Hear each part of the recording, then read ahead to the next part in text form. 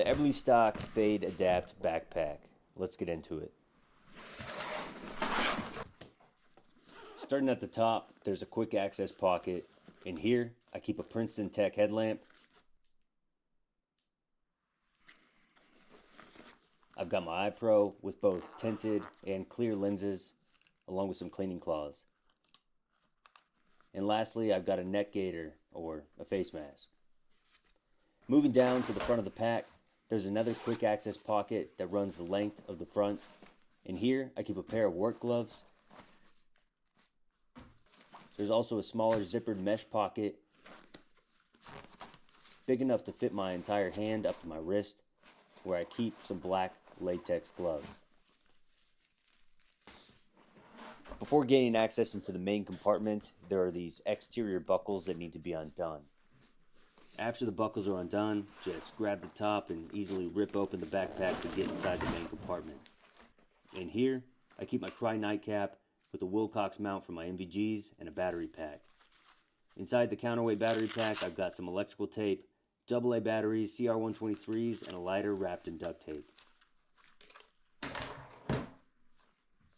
Over here, I've got my PVS 14s, which are stored in a dedicated NVG case.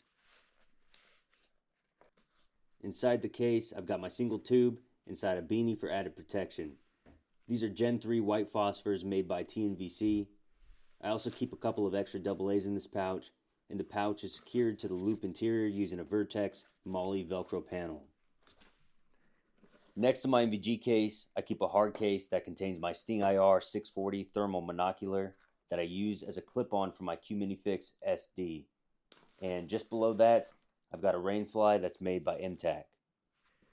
Up at the top, I run a Ferro Concepts quad turnover S&G pouch with 4 30-round B&T TP9 magazines.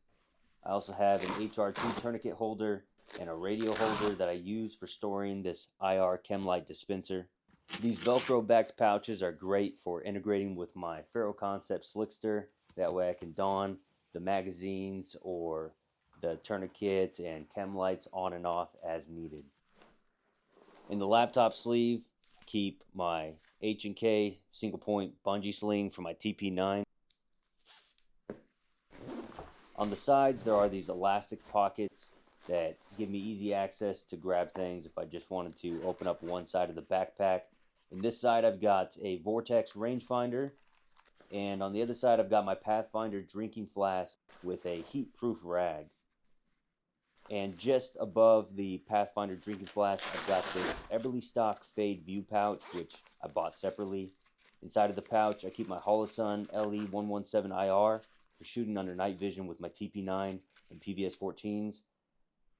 And I've also got this little Holosun tool for any adjustments that I might need. Up top, there's one more add-on pouch, which is a Vertx mesh pouch. And in here, I just keep some snacks like Cliff Bars and trail mix. In the weapon scabbard, I have my B&T TP9, just to show fitment when the scabbard is not deployed. My TP9 set up with a Surefire Vampire that I attached to the RBS suppressor. I've got an Aimpoint ACRO and a Scalarworks 193 mount, 20-round magazine, got some Ranger bands wrapped around the pistol grip, and some Velcro over here for attaching my Holosun LE117IR. Normally I don't carry the TP9 in here since I keep it on my person.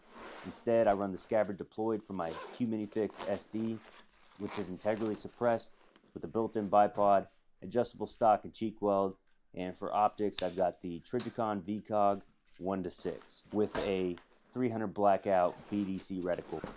Inside the scabbard, there's an adjustable retention system using a buckle and a strap, which can be raised or lowered a few inches to accommodate your rifle size.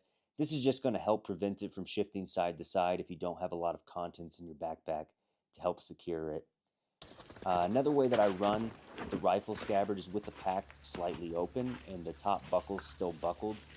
This way I can keep my rifle fully extended and I'm able to reach back, pull it out, take a shot, and reinsert it without having to remove the pack.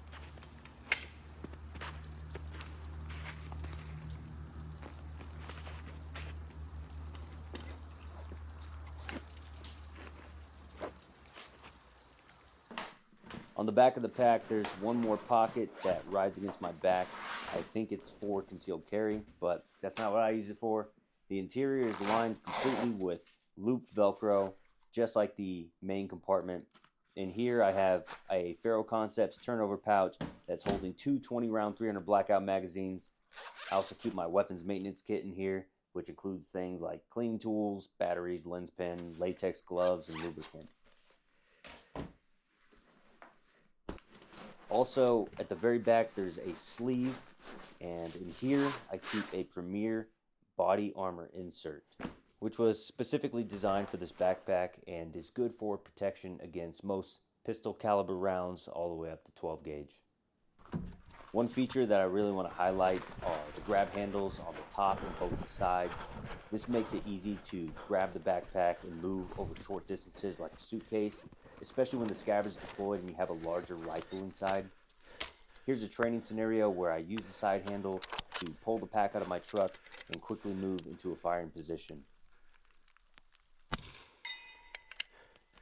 That's pretty much it for the Fade Adapt. It's a solid backpack. It's made from 500D Cordura nylon. It's got some water resistance to it, YKK zippers, a sternum strap. It's comfortable, it's modular, but it's not cheap. I paid around $450 for both the backpack and the armor insert, so you're looking to spend at least $200 on this thing. But I am happy with the purchase, and for my Minifix SD, this pack is perfect. Thanks for watching.